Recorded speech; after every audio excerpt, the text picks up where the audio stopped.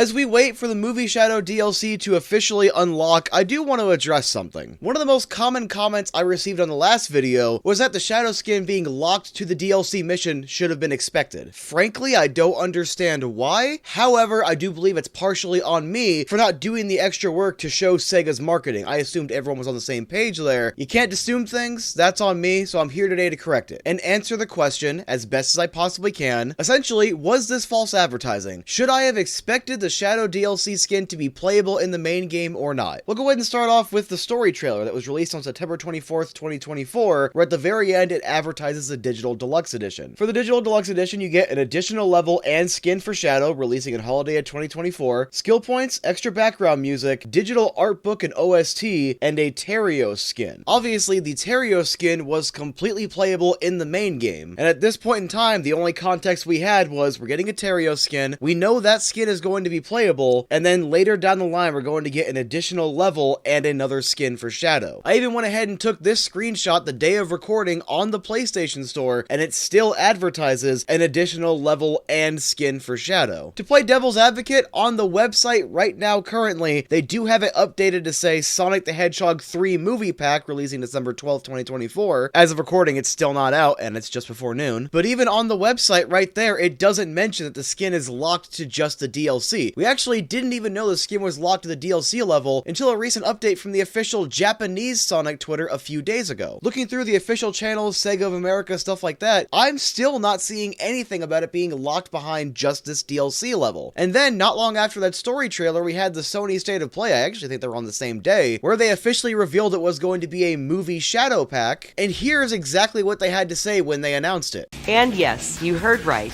Keanu Reeves is joining Sonic X Shadow Generations as part of the upcoming Sonic the Hedgehog 3 movie pack. This update is inspired by scenes from the Sonic the Hedgehog 3 movie and arrives December 12th.